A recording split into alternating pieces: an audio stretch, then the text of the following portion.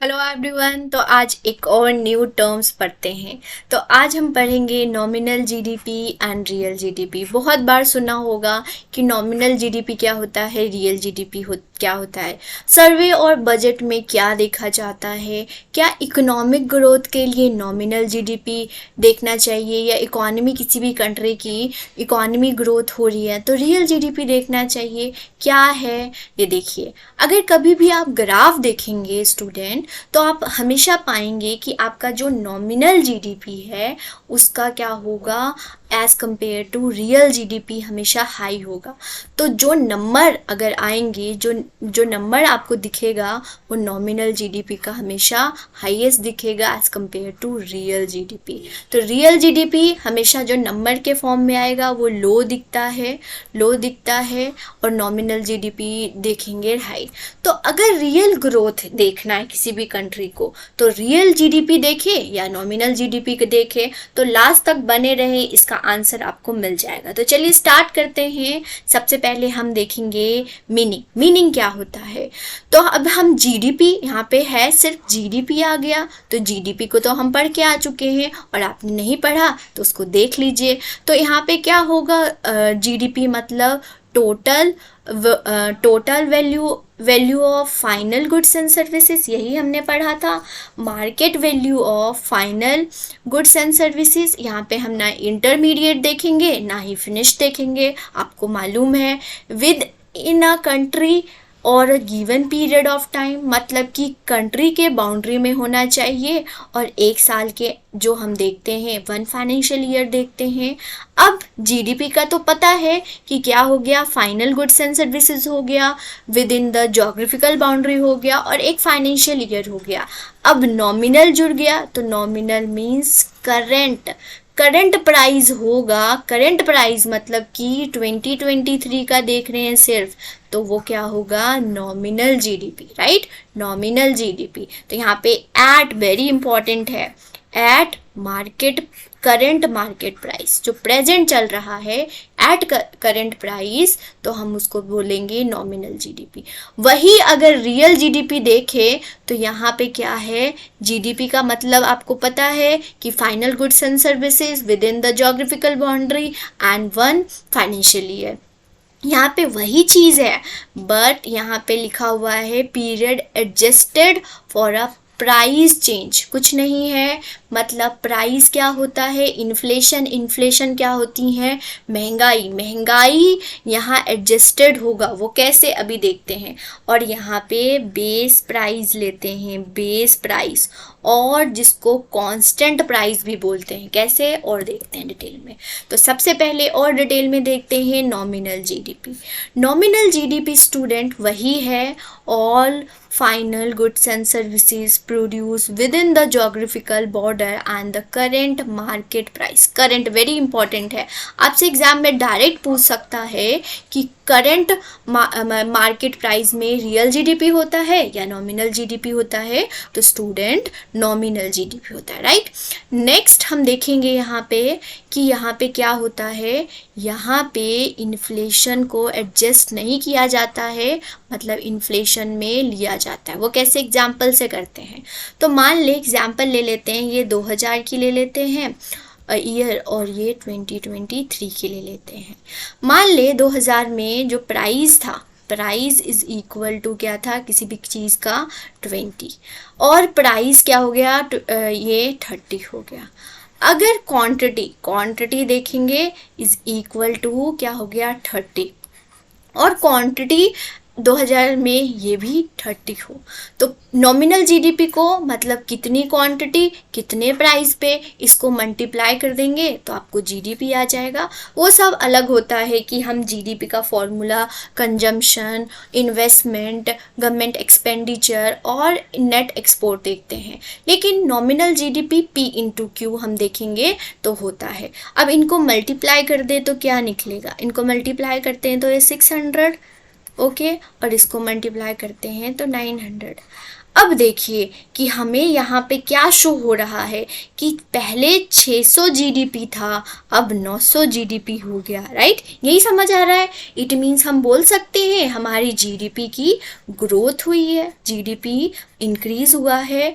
But यहाँ पे तो सिर्फ प्राइस इंक्रीज हुआ, क्वांटिटी तो कांस्टेंट है, राइट? तो इसीलिए जो नॉमिनल जीडीपी होता है उसमें सिर्फ इन्फ्लेशन, इस मतलब इन्फ्लेशन लिया जाता है। तो यहाँ पे देखिए nominal GDP would also change even the quantity remain constant। आपको बढ़ा के नंबर दिखेगा और आपको पता लगेगा कि ग्रोथ तो हो रही है, जीडीपी इंक्रीज हो रहा है, बट यहाँ पे क्वांटिटी तो इंक्रीज ही नहीं हुआ, सिर्फ प्राइस इंक्रीज हुआ। और हमने देख लिया कि किसी भी कंट्री की क्या है। नेक्स्ट अब हम आंसर इसके भी रियल जीडीपी से भी देखते हैं। रियल जीडीपी क्या होता है? वही total value of all final goods and services, right, given year और within the geographical boundary. यहाँ पे बेस ईयर देखेंगे। अब हर बार जीडीपी को कैलकुलेट करने के लिए बेस प्राइस देखा जाता है। फिलहाल मैं आपको बता दूं, इसको हम नेक्स्ट कभी वीडियो में देखेंगे। हमारे में 2011-12 बेस, मतलब कि नॉर्मली आप किसी चीज़ को कैसे कंपेयर करते हैं कि आप इंक्रीज हो रहे हैं, मतलब पहले आपका क्या था, कम था हाइट वेट, अब क्या हो गया ज़्यादा, तो आपने कंपेयर किया। तो जीडीपी, जब रियल जीडीपी कैलकुलेट होती है तो एक बेस ईयर डिसाइड किया जाता है जो फिलहाल 2011-12 चल रहा है, उससे कंपेयर किया जाता है कि अब क्या ग्रोथ है। तो यहाँ पे देखिए fix price in some year, यहाँ पे इन्फ्लेशन एडजस्टेड होती हैं, नॉमिनल जीडीपी में इन्फ्लेशन एडजस्टेड नहीं था, राइट? ये हो गया। यहाँ पे बेस या फिर आपको कांस्टेंट प्राइस, यहाँ पे क्या होगा, change in real production, production में इंक्रीज कैसे, फिर से एग्जाम्पल ले लेते हैं। ये 2000 ईयर ले लिया, ये 2023 ले लिया एग्जाम्पल के तौर पे। P इंटू क्यू हमें पता है, तो मान लीजिए प्राइस क्या था इसमें 20, यहाँ पे प्राइस क्या है 20, यहाँ पे क्वांटिटी 30 हो गई, यहाँ पे 40 हो गई। तो यहाँ पे कितना P इंटू क्यू करेंगे तो ये हो गया यहाँ पे 600 हो जाएगी, P इंटू क्यू करेंगे तो 600, यहाँ पे 800। अब हम बोल सकते हैं कि हमारा रियल जीडीपी सच में क्या हुआ है, इंक्रीज। क्यों? क्योंकि हमारे यहाँ पे प्राइस कांस्टेंट है, महंगाई नहीं है मार्केट में, लेकिन रियल प्रोडक्शन इंक्रीज हुआ है। तो हम real GDP okay, real GDP क्या होता है, इन्फ्लेशन इसमें नहीं, फिक्स प्राइस देखा जाता है, राइट? ये हो गया, आपको समझ आ गया होगा।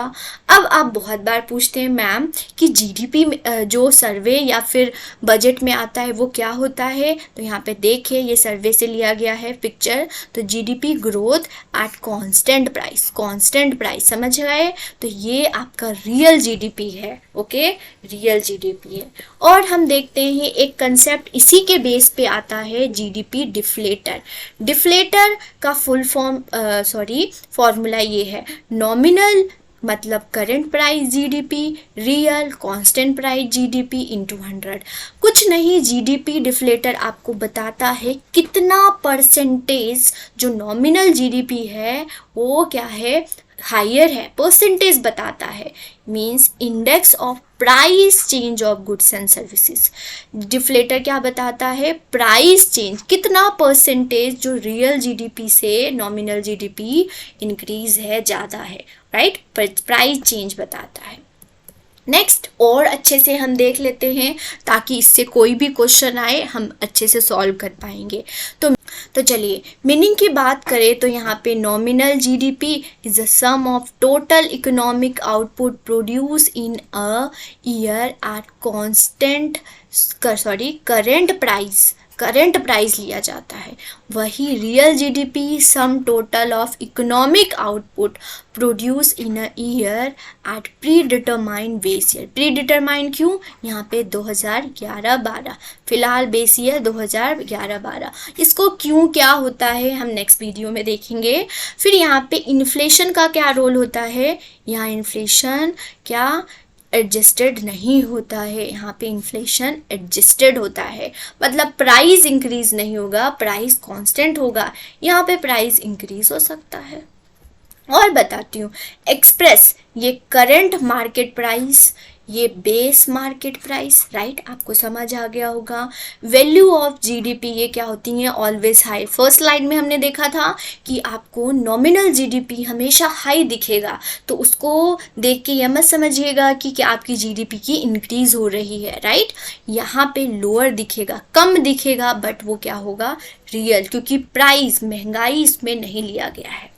यूजेस, अब किसके लिए यूज, अगर इतनी प्रॉब्लम है नॉमिनल जीडीपी पे, हम इसको क्यों लेते हैं, इसलिए क्योंकि हम जब क्वार्टर क्या होता है, एक एनुअल ईयर जो होता है उसको 4 क्वार्टर में divide, Q1, Q2, Q3, Q4, 4 part में डिवाइड किया जाता है, एंड देन वो क्वार्टर के लिए आप नॉमिनल जीडीपी कैलकुलेट करते हैं।